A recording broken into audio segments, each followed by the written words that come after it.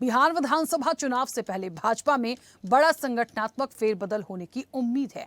लंबे समय से भाजपा को राष्ट्रीय अध्यक्ष का चुनाव कराना है और भाजपा चाहती भी है कि चुनाव नए राष्ट्रीय अध्यक्ष के नेतृत्व में लड़ा जाए। मौजूदा अध्यक्ष जेपी नड्डा को पहले ही 2 बार विस्तार मिल चुका है। ऐसे में अब जल्द नया चेहरा लाने की तैयारी है।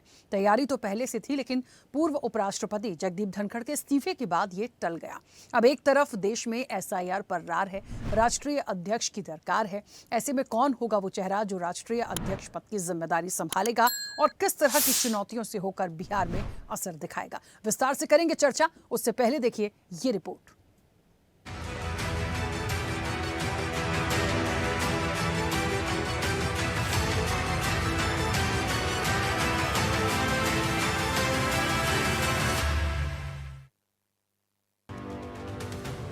भारतीय जनता पार्टी में राष्ट्रीय अध्यक्ष पद को लेकर मंथन तेज हो गया है।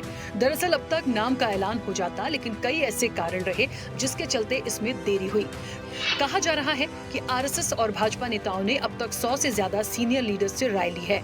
इनमें पूर्व अध्यक्ष, केंद्रीय मंत्री और संवैधानिक पदों पर रहे नेता शामिल हैं। जगदीप धनखड़ के अचानक इस्तीफे के बाद 9 सितंबर को उपराष्ट्रपति चुनाव होना है। भाजपा चाहती है कि उसके उम्मीदवार महाराष्ट्र के राज्यपाल CP राधाकृष्णन को बड़ी जीत मिले। इसी वजह से पूरा फोकस फिलहाल इस चुनाव पर है। पार्टी संविधान के मुताबिक राष्ट्रीय अध्यक्ष का चुनाव तभी हो सकता है जब कम से कम 19 राज्य इकाइयों में निर्वाचित अध्यक्ष हों। अभी यूपी, गुजरात, कर्नाटक समेत 7 राज्यों में चुनाव अध्यक्ष का चुनाव होना बाकी है।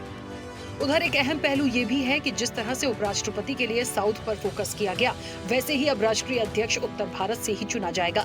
बिहार विधानसभा चुनाव में भाजपा बड़ी जीत चाह रही है। पार्टी चाहती है कि नया अध्यक्ष बिहार चुनाव से पहले संगठन को मजबूती दे। इतना ही नहीं, नए पद और चेहरे के साथ पार्टी कार्यकर्ताओं में असंतोष दूर करने का भी ये अच्छा प्रयास होगा। सूत्रों के मुताबिक पार्टी कार्यकर्ताओं में ये नाराजगी रही है कि दूसरे दलों से आए नेताओं को बड़े पद मिल रहे हैं, जबकि पुराने कार्यकर्ताओं की उपेक्षा हो रही है। इसके चलते पार्टी का नया फॉर्मूला निकाला है, जिसके तहत मंडल अध्यक्ष 40 साल से कम उम्र का होगा। जिला और राज्य अध्यक्ष वही बनेगा जो कम से कम 10 साल से पार्टी का सक्रिय सदस्य हो। फिलहाल राष्ट्रीय अध्यक्ष के लिए जो दावेदार माने जा रहे हैं, उनमें ये नाम रेस में आगे हैं। शिवराज सिंह चौहान 6 बार लोकसभा चुनाव जीत चुके हैं। 4 बार मध्य प्रदेश के मुख्यमंत्री रहे। मुख्यमंत्री रहते हुए लाडली बहना योजना शुरू की, जो विधानसभा चुनाव में गेम चेंजर साबित हुई। 13 साल की उम्र में RSS से जुड़े और इमरजेंसी के दौरान जेल भी गए। OBC कैटेगरी से हैं। 2005 में मध्य प्रदेश BJP के अध्यक्ष रहे हैं। RSS की लिस्ट में शिवराज सबसे ऊपर माने जा रहे हैं। प्रहलाद जोशी, केंद्रीय मंत्री। प्रहलाद जोशी को पार्टी का अगला राष्ट्रीय अध्यक्ष बनाया जा सकता है। कर्नाटक की धारवाड़ लोकसभा सीट से सांसद जोशी अभी मोदी सरकार में consumer affairs, food and public distribution और रिन्यूएबल एनर्जी मंत्री हैं। प्रहलाद जोशी RSS से होते हुए भाजपा सरकार में इतने बड़े पद तक पहुंचे हैं। BL संतोष, BJP महासचिव संगठन। BL संतोष भी कर्नाटक से आते हैं और RSS के प्रचारक हैं। भारतीय जनता पार्टी में ये पद पार्टी, संगठन और संघ के बीच कड़ी का काम करता है। अगर संतोष के नाम पर मुहर लगती है तो सुनील बंसल उनकी जगह महासचिव संगठन का जिम्मा संभाल सकते हैं। CT रवि, BJP के पूर्व राष्ट्रीय महासचिव। CT रवि कर्नाटक में भारतीय जनता पार्टी के एक बड़े नेता हैं। वे चिकमगलूर विधानसभा क्षेत्र से 4 बार MLA रह चुके हैं। रवि अपनी आक्रामक राजनीति के लिए जाने जाते हैं। वे कर्नाटक में भाजपा सरकार में मंत्री भी रह चुके हैं। शुरुआत से ही RSS से जुड़े रहे हैं और अभी कर्नाटक विधान परिषद के सदस्य हैं। धर्मेंद्र प्रधान वर्तमान में केंद्रीय शिक्षा मंत्री और भाजपा के एक अनुभवी संगठनकर्ता हैं। ओडिशा से आते हैं, जहां BJP अपनी पकड़ ज्यादा मजबूत करना चाहती है। मोदी और शाह की टीम के भरोसेमंद सदस्य, 40 साल का राजनीतिक अनुभव, बड़े OBC नेता हैं। 14 साल की उम्र में ABVP से जुड़े, 2010 में BJP के राष्ट्रीय महासचिव बने। संगठन में मजबूत पकड़, 2 बार लोकसभा और 2 बार राज्यसभा सदस्य बने। भूपेंद्र यादव, केंद्रीय मंत्री। राजस्थान की अलवर लोकसभा सीट से सांसद भूपेंद्र यादव केंद्र में पर्यावरण, वन और जलवायु परिवर्तन मंत्रालय संभाल रहे हैं। BJP के धुरंधर रणनीतिकारों में शामिल रहे यादव पार्टी के लिए चुनाव जितवाने वाली मशीन की तरह काम आते रहे हैं। संघ का बैकग्राउंड और बेहतरीन संगठन क्षमता की वजह से BJP के नए राष्ट्रीय अध्यक्ष के तौर पर इनका नाम भी काफी चर्चा में है।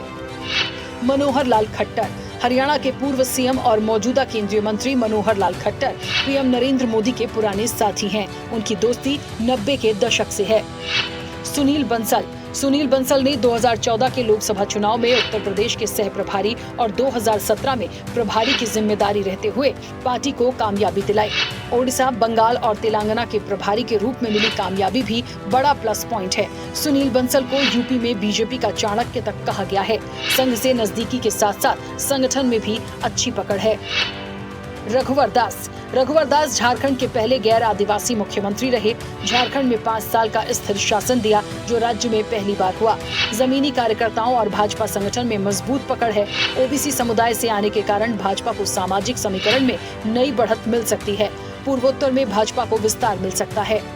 स्मृति ईरानी, कई अहम मंत्रालय संभालने के साथ प्रशासनिक अनुभव है। पार्टी के लिए मजबूत महिला चेहरा, आरएसएस के साथ अच्छे संबंध और हिंदी बेल्ट के साथ दक्षिण भारत में भी प्रभावी। वानती श्रीनिवासन, वर्तमान में भाजपा महिला मोर्चा की राष्ट्रीय अध्यक्ष हैं। ऐसे में संगठनात्मक कार्यों में उनका अनुभव है। 1993 से भाजपा से जुड़ी हुई हैं। तमिलनाडु में कोयम्बटूर दक्षिण सीट से कमल हासन जैसे बड़े नेता को हराया था। तमिलनाडु में भाजपा को मजबूत करने में उनकी महत्वपूर्ण भूमिका रही है। पति श्रीनिवासन विश्व हिंदू परिषद के प्रदेश मंत्री रह चुके हैं। ऐसे में परिवार, संघ और बीजेपी के काफी करीबी हैं। तमिलिसाई सौंदर्यराजन 1999 से भाजपा से जुड़ी हुई हैं। राष्ट्रीय सचिव समेत कई महत्वपूर्ण पदों पर कार्य किया। तमिलनाडु में भाजपा की प्रदेश अध्यक्ष रह चुकी हैं। प्रधानमंत्री नरेंद्र मोदी और गृह मंत्री अमित शाह के करीबी नेताओं में गिनी जाती हैं। तमिलनाडु में भाजपा को विपक्ष में रहते हुए भी पार्टी के विस्तार में इनका महत्वपूर्ण योगदान रहा है। डी पुरंदेश्वरी, पूर्व मुख्यमंत्री और टीडीपी संस्थापक एनटी रामाराव की बेटी हैं। कांग्रेस में रहकर केंद्रीय मंत्री के रूप में काम किया, फिर बीजेपी में शामिल हुई। फिलहाल आंध्र प्रदेश भाजपा अध्यक्ष हैं। इनको राष्ट्रीय अध्यक्ष बनाने से पार्टी को तेलुगु राज्यों आंध्र प्रदेश और तेलंगाना के जनाधार में फायदा मिल सकता है। मनोज सिन्हा, नए राष्ट्रीय अध्यक्ष के तौर पर जो सबसे चौंकाने वाला संभावित नाम सामने आया है वो जम्मू और कश्मीर के लेफ्टिनेंट गवर्नर मनोज सिन्हा का है। पीएम मोदी की वजह से पार्टी चौंकाने वाले फैसले लेने के लिए जानी जाती है। ऐसे में मनोज सिन्हा भी नए राष्ट्रीय अध्यक्ष के तौर पर सामने आ जाएं तो हैरानी नहीं होनी चाहिए। बहरहाल जेपी नड्डा जनवरी 2020 से ही बीजेपी के राष्ट्रीय अध्यक्ष हैं। उनका कार्यकाल जून 2024 तक बढ़ाया गया था ताकि वे लोकसभा चुनाव तक काम कर सकें। बीजेपी अध्यक्ष का चुनाव फरवरी 2025 तक हो ही जाना था, लेकिन हरियाणा, महाराष्ट्र, झारखंड और दिल्ली के चुनावों के कारण ये टल गया। फिर देश भर में संगठन चुनाव शुरू हो गए। बीजेपी में 2 कार्यकाल से ज्यादा अध्यक्ष बनने की परंपरा नहीं है, लेकिन नड्डा का एक ही कार्यकाल पूरा हुआ है। बाकी वो अतिरिक्त या कार्यकारी प्रभार संभालते रहे हैं। उधर बिहार चुनाव से पहले एसआईआर प्रक्रिया को लेकर सियासी बाजार गर्म है। वोट चोरी का मुद्दा इलेक्शन कमीशन के साथ सत्ता पक्ष के लिए भी गले की फांस बनता जा रहा है। अब तक तो ये चुनाव संपन्न हो जाता, लेकिन जगदीप धनखड़ के इस्तीफे के बाद ये चुनाव फिर टल गया। लेकिन अब नामों को लेकर हलचल तेज है, मंथन किया जा रहा है और चुनाव से पहले एक नए नेतृत्व के साथ बिहार को फतह करने की तैयारी में है। ऐसे में कौन होगा बीजेपी का राष्ट्रीय अध्यक्ष, ये देखना वाकई दिलचस्प होगा। चैनल हेड आरपी श्रीवास्तव के साथ एग्जीक्यूटिव एडिटर राखी वर्मा की रिपोर्ट।